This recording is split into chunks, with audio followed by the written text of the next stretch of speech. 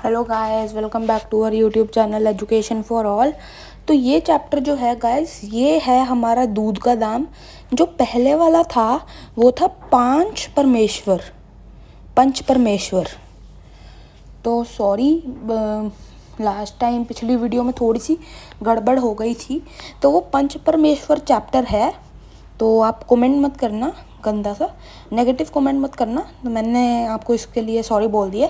तो आज हम करने वाले हैं दूध का दाम। तो इसमें क्या होता है, एक ना महेश नाम से ज़मींदार होता है। ज़मींदार जो है पहले के टाइम पे बहुत अमीर हुआ करते थे। उनके पास कई सारे खेत, शहर, मतलब पूरा एक शहर, ऐसे ऐसे करके उनके पास कई सारे पैसे होते थे और काफ़ी ऊंची जात के होते थे वो। तो उनका ना एक बच्चा पैदा हुआ था, सुरेश, उनका नाम रखा था सुरेश।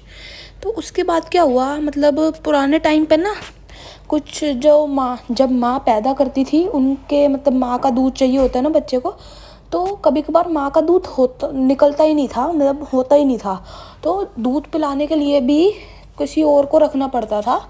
तो एक ना भांगिन होती है, भांगिन मतलब आप कह लो कि सबसे लोअर जात, जो सबसे गरीब होती है, जो कूड़ा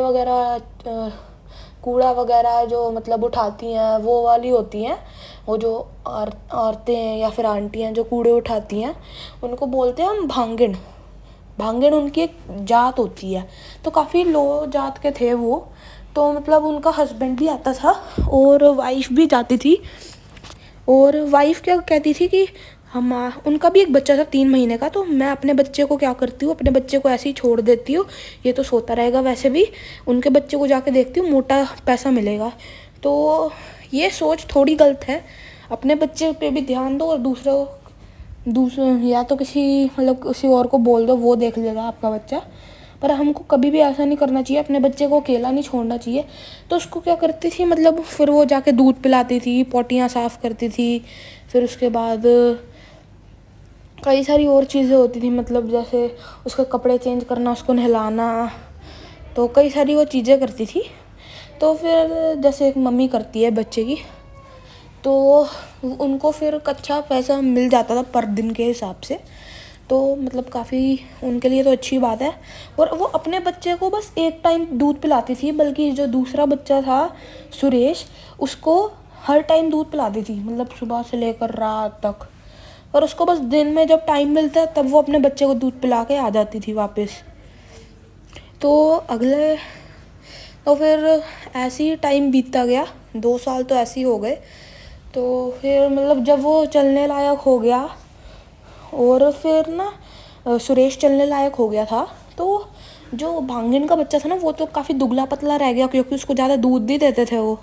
अपना दूध तो पिला ही नहीं पाते थे, अपना दूध तो सारा उसी को वही पी जाता सुरेश। तो भांगिन का जो बच्चा था उसको नहीं मिलता था कुछ भी ज़्यादा।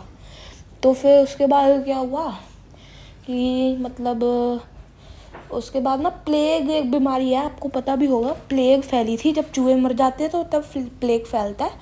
तो प्लेग फैली थी। उसके बाद क्या हुआ था, मतलब भांगिन का पति था, भांगिन का पति वो मर जाता है, क्योंकि वो मर जाता है।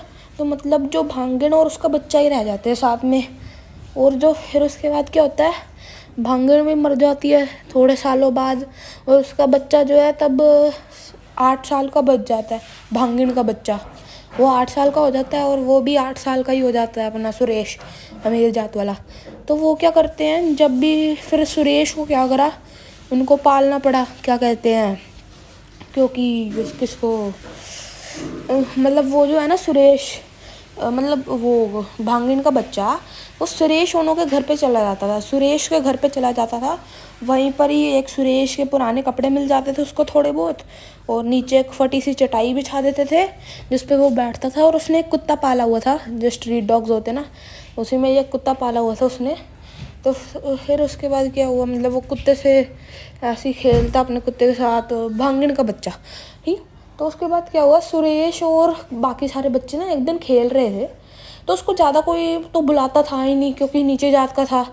तो फिर क्या हुआ, एक बार ही ना सुरेश ने ऐसे ही बोला, और भाई भांगिन के बच्चे खेले हमारे साथ। वो बोलता है, अरे नहीं साहब, हमारी इतनी क्या हैसियत कि हम आपके साथ खेलें, बड़े बाबूजी डांटेंगे। अरे नहीं नहीं, आ ना, चल घोड़े वाला गेम खेलते हैं। तू ना ऐसा कर, तू घोड़ा बन जा और हम तेरी सफारी करेंगे। और फिर जो भांगन का बच्चा था वो बोलता, अरे मैं क्यों घोड़ा बनूं, पहले तो तुमको भी या तो बनना पड़ेगा मेरा घोड़ा, और मैं तुम पे सवारी करूँगा। मेरी ये शर्त है, अगर तुम घोड़ा बनोगे तभी मैं तुम्हारा घोड़ा बनूँगा। तो वो बोलता, अरे ऐसा थोड़ी ना होता है, कहाँ तू नीचे जात का मैं ऊपर जात का। नहीं भाई, ऐसे ही होएगा, मैं या तो तू भी एक बार घोड़ा बनेगा और मैं भी एक बार। तो वो बोलता, और मेरी शर्त एक ये भी है कि पहले तू घोड़ा बनेगा सुरेश। मतलब वो भांगन का बच्चा बोलता सुरेश को, सुरेश कि पहले तू घोड़ा बनेगा, पता चले मैं बाद में घोड़ा बनूं और ये मना कर दे। मतलब जब इसके घोड़ा बनने की चांस आए तो तभी ये मना कर दे, तो ऐसे तो मेरे साथ मतलब दुख मतलब बुरी चीज़ हो जाएगी। तो फिर क्या करता है वो ना, सारे मिलकर उसको मारने लग जाते हैं, भांगन के बच्चे को। सुरेश और उसके फ्रेंड्स भांगन के बच्चे को मारने लग जाते हैं। फिर भांगन का जो बच्चा होता है वो फाइनली जाके घोड़ा बन जाता है, और होता वो दुबला पतला सा है, तो थोड़े बीच रास्ते में जाके गिर जाता है। तो जो उसके ऊपर बैठा उसको भी तो चोट लगेगी ना, तो वो सुरेश को चोट लग गई और वो रोने लग गया। फिर उसकी मम्मी ने पूछा, क्या हुआ सुरेश, क्या हुआ क्या हुआ। तो वो बोलता है कि मतलब, अरे मम्मी, उसने मेरे को, नीची जात वाले बच्चे ने मेरे को छू लिया, भांगिन के बच्चे ने मेरे को छू लिया। तो वो ना ऐसे झूठ बोल देता है। वो बोलती, अरे ऐसा नहीं हो सकता, तुम झूठ मत बोलो। वो फिर और तेज ही रोना शुरू कर देता है। फिर वो धीरे धीरे उस पर मतलब यकीन करने लग जाती है अपने बच्चे पर। तो वो फिर जाती है भांगिन के बच्चे के पास, भांगिन के बच्चे को बहुत सुनाती है वो। फिर उसके बाद क्या करता है, भांगन का बच्चा जो है अपने पुराने घर पे चला जाता है, जहाँ पर उसके मम्मी पापा रहते थे और वो रहता था। तो वहाँ पर भी वो अपने डॉगी को लेकर चला जाता है, पर उसका मन नहीं लगता। फिर वो यहाँ आ जाता है, तो उसको ना वो झूठन दे देते थे, मतलब अपना झूठा खाना दे देते थे। तो मतलब जैसे सुरेश की थाली में कुछ बच गया, मतलब जैसे उनके घर में राजमा चावल बने हैं, थोड़े से चावल बच गए झूठे और थोड़े से राजमा बच गए, तो वो उसको दे देते थे। ऐसे ही उसका गुजारा चल जाता था। तो फिर क्या हुआ, मतलब एक बारी ना उनके नौकर चाकर, सुरेश होने के नौकर चाकर जा रहे थे, तो फिर ना वो वापस आता है अपना भांगन का बच्चा, और वहीं पर ही मतलब रहता है थोड़ी देर तक। फिर वो नौकर पूछता है, अबे तू खाएगा, मैं तो इसको फेंकने जा रहा हूँ, सोच रहा हूँ तेरे से पूछ लो थोड़ा। वो बोलता, अरे दे दो तो अच्छी बात है। तो वो फिर दे देते उसी को ही। तो वो फिर ना ऐसे ही मतलब इशारों में ना, जो भांगन का बच्चा है वो डॉगी से बात करता है, अरे देखो मेरी माँ ने इनको दूध पिलाया था और अब ये कैसे चुका रहे हैं मेरे को अपना झूठा खाना दे के। तो दूध का दाम बहुत महंगा होता है, माँ के दूध का।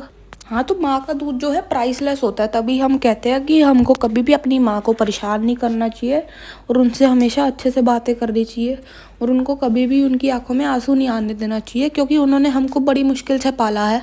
और अब हमारी बारी है उनको प्राउड फील करवाने का और उनको एक अच्छी लाइफ देने का, क्योंकि उन्होंने तो हमारी लाइफ अच्छी बना दी स्कूल और कॉलेज की पढ़ाई के बाद। अब हमारी बारी है खुद से पढ़ के उनको दिखाने का कि हम भी कुछ कर सकते हैं आपके लिए। तो यही तक था ये चैप्टर गाइस, होप आपको अच्छा लगा होगा।